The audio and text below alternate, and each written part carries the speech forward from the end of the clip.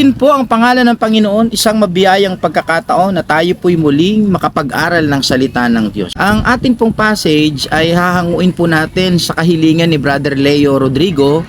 I-discuss po natin dito yung Mark chapter 5 verse 25 hanggang 34. Pero minabuti po natin mga kapatid na ibahagi po natin ito ng buo, no? Kasi ang Matthew 5:25 hanggang 34 ay patungkol lamang po ito sa babaeng dinudugo. Ang Mark chapter 5 verse 21 ay hanggang 43 ay patungkol po sa anak ni Jairo at ang babaeng dinudugo. So, dalawang dalawang pangyayari po dito yung bibigyan po natin ng pansin, ano? So, basahin po muna natin ang atin pong gospel. Mark chapter 5 verse 21 to 43. Magandang balita Biblia translation po tayo. Ang anak ni Jairo at ang babaeng dinudugo. Ang sabi po dito, si Jesus ay sumakay sa bangka at bumalik sa kabilang ibayo. Nasa baybayin pa lamang siya ng lawa ay dinumog na siya ng napakaraming tao.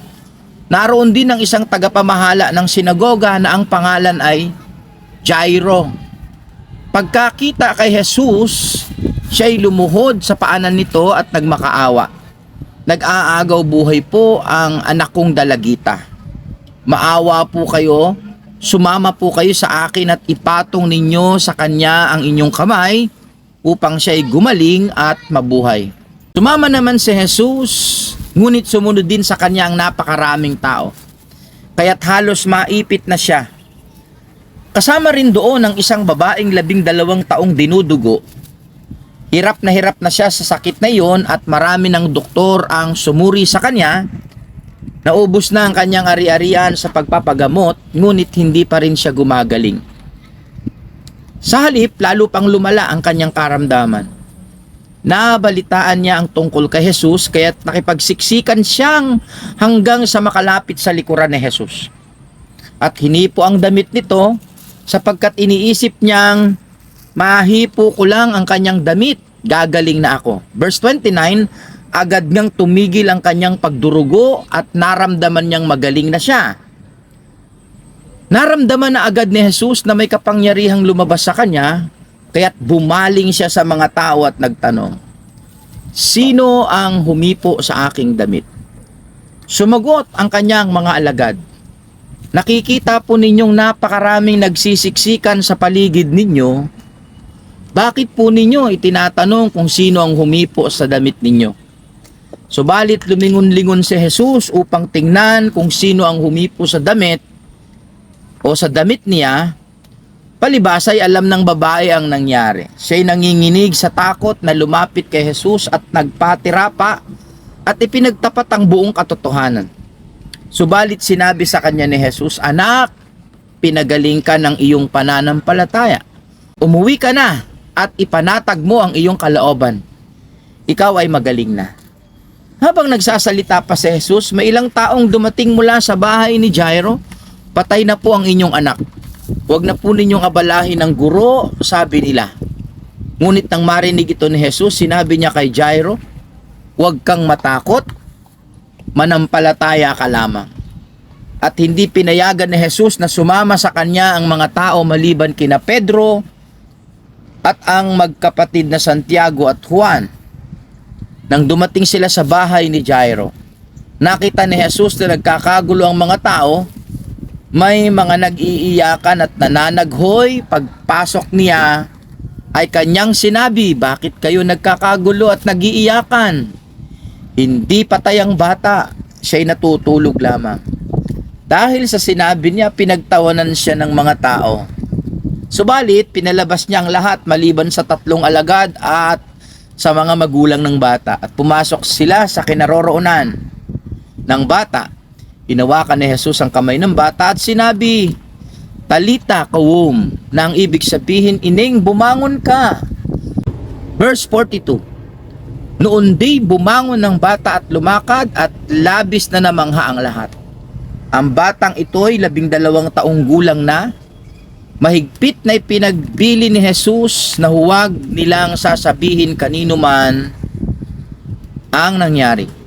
Pagkatapos iniutos niyang bigyan ng makakain ang bata. Ang mabuting balita ng ating Panginoon. Purihin ang pangalan ng Panginoon at pag-aral po tayo ng salita ng Diyos at ang atin pong pag-aaralan ngayon ay bibigyan po natin ng pamagat na faith in the power of God. Remember that faith in God is a gift but also a choice. Ang pananalig sa Diyos ay kaloob o biyaya, regalo. Pero ito rin ay kalayaan natin, no? Remember that free will is a gift. Ang kalayaan ay isa ring regalo na binigay sa atin ng Diyos. Pero dito po sa atin pong binasa, how come nasa dinami-dami ng lumapit kay Jesus? Napakarami na lumapit kay Jesus. Only the bleeding woman, no, at si Jairus ang nakaagaw ng sobrang atensyon ng atin pong Panginoon. Pag-aralan po natin. Sa verse 22, makikita po natin yung characters na binabanggit dito. One is Jairus, no. Si Jairus po is ruler of the synagogue. Isa po siyang pinuno ng sinagoga. Community leader, mga tagapamahala ng komunidad. Well-off, maganda ang buhay, may kakayahan, but not exempted sa pagsubok, no? Hindi siya exempted sa problema. At ang kanyang problema, yung kanyang anak ay nanganganib, critical. Kaya ang ginawa nitong si Jairus ay pumunta po siya doon sa lugar kung saan ang atin pong Panginoon ay matatagpuan niya.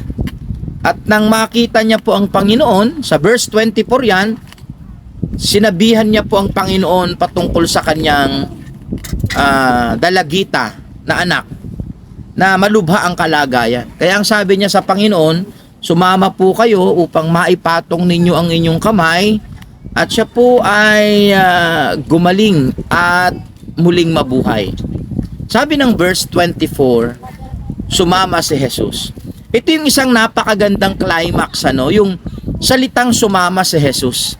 Remember that if God is with us, no one is against us. Napakalaking bagay po na sinasamahan tayo ng Diyos, no? Yun ang pong napakaganda at napakalaking bagay sa buhay ng isang tao, yung siya po ay samahan ng Panginoon, no?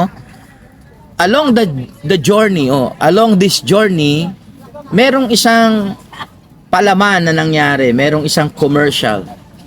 Story of the 12 years bleeding woman who came to catch the story. Although both situation is very critical, napaka-critical ng both situation. But don't worry, Jesus brought you there to show you something new. No, kung mapapansin po natin na dinala ng Panginoon sa senaryo yung 12 taong gulang na babaeng dinudugo para agawin yung pagkakataon, mga kapatid. Well, in fact, si Jesus ay papunta na sa bahay ni Jairo. And yet, bigla po dito na merong isang babae na dinudugo ng 12 taon, hinawakan niya yung laylayan ng damit ng Panginoon. And nakaramdam siya ng kagalingan. No? The power of God will be displayed. Na-display yung kapangyarihan ng Diyos nang siya po ay lumapit sa Panginoon. Na-display yung kapangyarihan ni Lord. Ang primary subject po dito was Jairus' daughter. Napupuntahan nila. Pero sumama na nga si Jesus, naabala pa, na-delay, mga kapatid. Na-delay yung kanilang pagpunta kasi merong pangyayari. Ang pangyayari na yon, yung babaeng dinudugo ay humawak sa damit ng Panginoon. So what happened? Dahil hinawakan niya yung laylayan ng damit ng Panginoon, may lumabas na kapangyarihan sa ating Panginoon na tinanong niya. So naging center of stage siya, no? May nangyari pang senaryo na papunta na lang sa bahay ni Jairo ay meron pang pangyayari na interrupt yung biyahe nila. Pero mga kapatid, don't worry, God is in control, no? Kontrolado kasi ng Diyos ang lahat ng pangyayari. Sa verse 33, dahil nalaman ni Jesus na merong kapangyarihang lumabas sa kanya, tinanong niya, sino ang humipo ng aking damit? Pero sinagot siya ng mga alagad, Panginoon, napakarami pong tao dito. Paano natin o paano ninyo malalaman kung sino yung humipo ng laylayan ng inyong damit? But the woman came in fear and trembling, fell down and tell the whole truth. So, lakas loob niyang inamin na at isinalaysay ang pangyayari, no? Kaya ang sabi ni Jesus sa verse 34 sa kanya, your faith has made you well. Remember that Jesus wants to hear the whole truth of your life's journey like a father to us.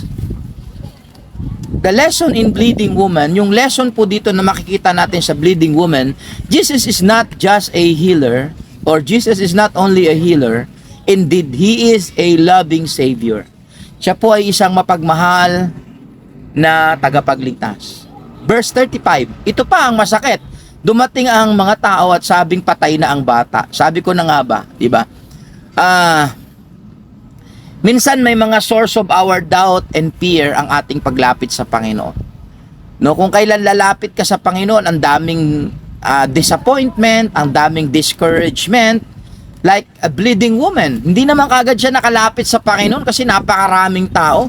In fact, nangihina na po yung kanyang kalagayan. Payat na, hirap na sa kalagayan. Pero nagpumilit po siyang makapasok sa kalagitnaan para lamang mahawakan niya ang laylayan ng damit ng Panginoon. A lot of disappointment, a lot of discouragement, no, like the bleeding woman. Ganon din si Jairus, no? Lumapit siya sa Panginoon, sinasamahan na siya ng Panginoon, but there was an interruption, at ang interruption yung babaeng dinudugo. Pero lagi ko ang sinasabi sa inyo na do not worry because God is in control. Kontrolado ng Diyos, no? Bagamat merong mga discouragement, merong mga disappointment, but in your fear and disappointment and even on your discouragement, Jesus said, have faith, sabi ng Lord. Manalig ka, huwag kang matakot. So, in our discouragement and disappointment, ito yung tamang salita ni Lord para sa iyo. Kapag may mga disappointment, may mga discouragement, sabi ng Lord, manalig ka, huwag kang matakot. Have faith and do not fear. Because faith casts out fear. Ang teaching natin ngayon, number 1, just give God the reason to bless you. Number 1 po yan. Bigyan mo ng dahilan si Lord para pagpalain ka niya. Hindi pwede kasing gusto mong pagpalain ka ng Diyos but you're not giving God a reason to bless you. Alam niyo po ba yung babaeng dinudugo? Yung introduction ko kanina, kung bakit napakaraming lumapit sa Panginoon, pero yung babaeng dinudugo ng 12 taon, ang binigyan ng isang napakalaking pagkakataon na ma-highlight yung kanyang suliranin. No? Bigyan mo lang ng dahilan si Lord. Keep getting His attention. Kunin mo yung attention ng Panginoon. Could you imagine, sa dinabi-dabi ng tao, merong isang babae na dinudugo ng 12 taon. Nakuha niya yung attention ng Panginoon. Why? Kasi binigyan niya ng dahilan si Lord para mapansin siya. Number 2, just keep on trusting in His own ways.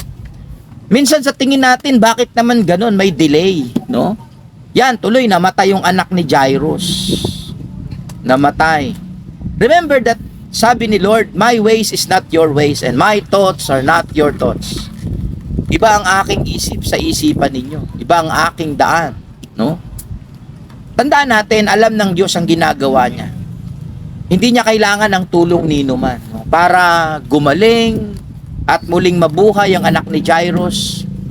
Hindi kailangan ng Diyos ang tulong ng kahit na sino.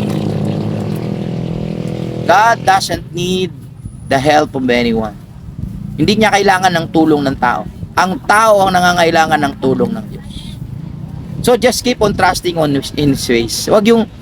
Huwag nating akalain na sa paraan natin magaganap yung gusto ng Diyos. Hindi po. Magaganap ang Diyos sa kanyang paraan. So just keep on trusting. Number 3, just keep on coming before God. Just keep on coming before God. Patuloy lamang po tayong lumapit. Persistently. Huwag tayong magpapigil sa mga discouragement, sa mga disappointment. Let me remind you, kaya po dumating ang Panginoon para abutin ang tao. Hindi niya kinailangan abutin siya ng tao. Siya ang bumaba para abutin ng tao. Sapagkat alam ng Diyos na hindi siya kayang abutin ng tao, siya ang bumaba para abutin niya tayo. So what happened?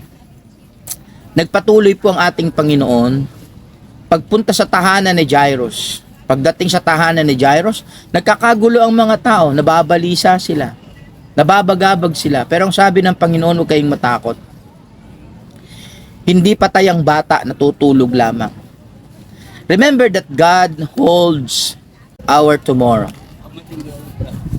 Hawak ng Diyos ang buhay ng bawat tao. No?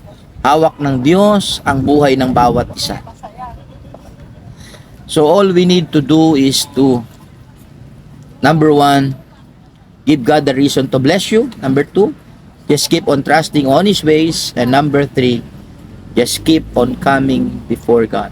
At hindi po tayo mabibigo kung sa Diyos tayo magtitiwala. Ulitin ko po, hindi tayo mabibigo kung sa Diyos tayo magtitiwala. Maraming salamat at nawa ay makatulong po itong video na ito sa inyo pong pag-aaral at pagtuturo. At muli, marami ding salamat sa kapatid nating nag-request ng video na ito. Muli po, papasalamat po ako sa patuloy na pagsubaybay ninyo. Nawa ay mapagpala po kayo ng Panginoon. Brother Leo, God bless at samahan tayo ng Diyos. Ito po ang inyong kapatid, Kuya Bo.